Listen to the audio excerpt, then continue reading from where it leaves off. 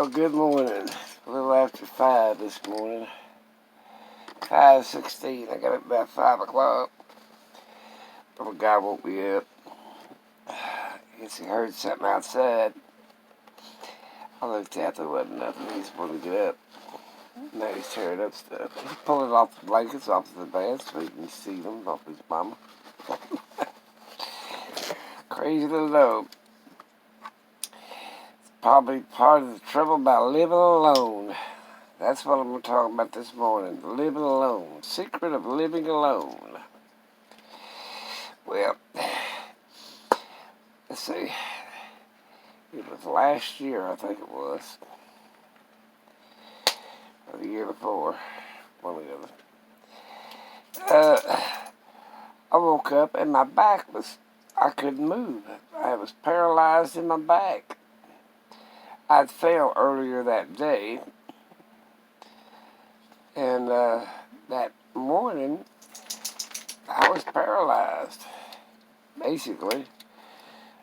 I mean, I wasn't completely paralyzed, but I was hurting so bad I couldn't move. And I laid there for 2 days in that bed without being able to get up. So after that, I figured out how to do it. It's 1:33 this morning. I decided I'd put water close to the bed. I'd have something to drink. I also had a place to get rid of what I drank. Another big bottle with a lid on it.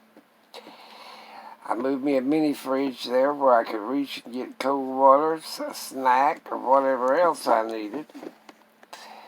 And the other day, I had another spell. I couldn't hardly get around. So I decided I'd move me a potty shear in case I really needed it. Thank God I've never needed it. And living by yourself, you got to figure out, well, I need the phone next to my bed, which I got a cell phone, but I also moved the hard line, the ground line, whatever you want to call it, close to the bed, so I can call 911. You live by yourself, if there's nobody there to rescue you, or notice that you fail, or anything else. So that's part of, what's this? Part of living alone.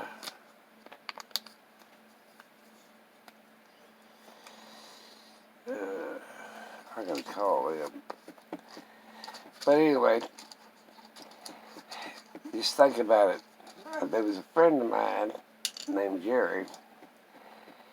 He had got back from the hospital, and I was out of town, and they just dropped him off at his house. Of course, I was there 3 days later. That poor guy didn't have nothing to drink or nothing for 3 days. I took him to the hospital, back to the hospital. And then, of course, I brought him home and he passed away to him in hospice. But the point about it is, you got to think about it.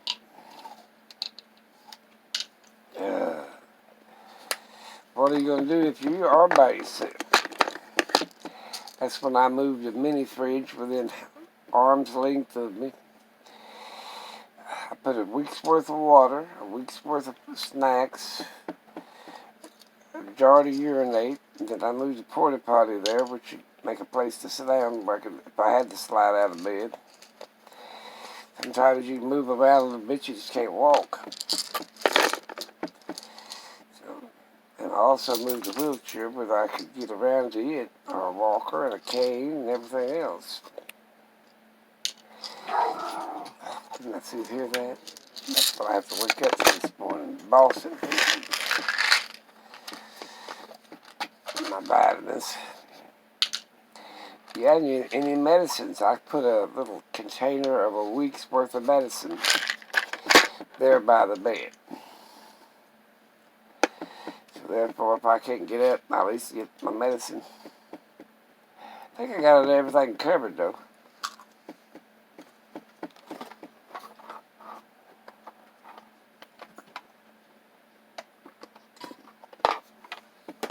Another thing you gotta figure out, you got pets like I do.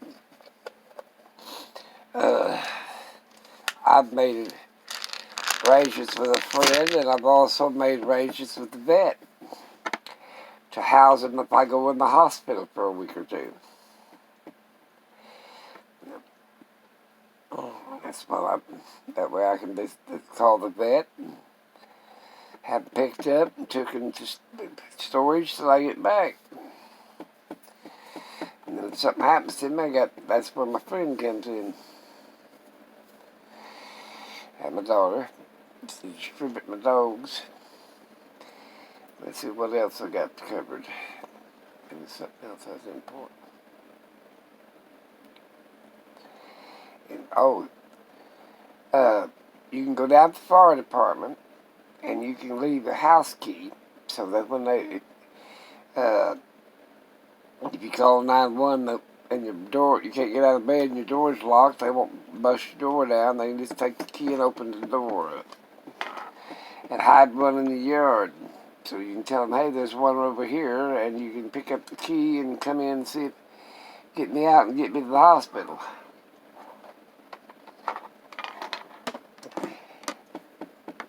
Your fire department and your police department's used to that, especially with people living alone.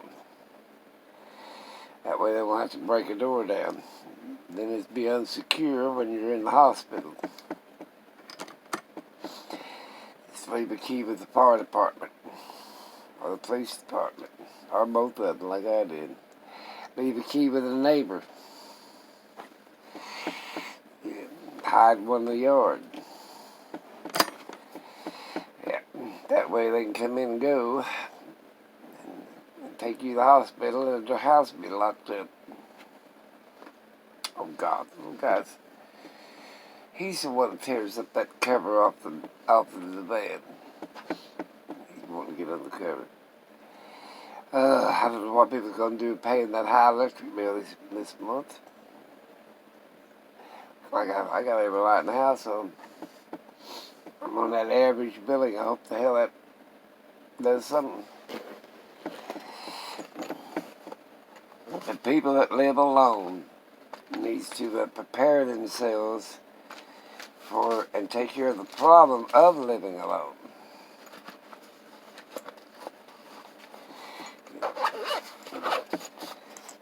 You can't get out and get to the phone. Put one by your bed.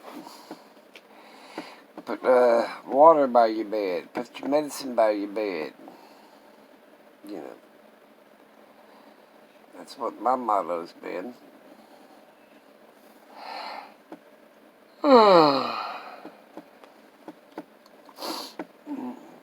I think I got everything covered. Make sure your pets are taken care of if you go to the hospital.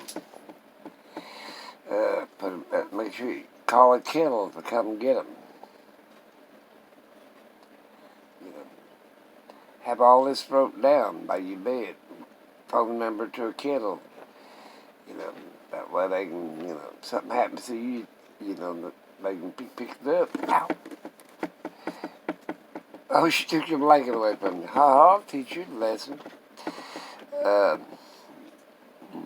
But that's, you got to think of yourself when you live alone. You got to be the responsible person. I've fallen and I can't get up. There's places like that you can get rent and buy one of them things. I think cell phone's good enough myself. If you ain't heard from me in 3 days, I couldn't get out of bed. Actually, I got to feed the dogs this morning. Oh, that's another thing. Keep down at least 3 days worth of food and water for your pet. That way they won't be eating on you for at least 3 days.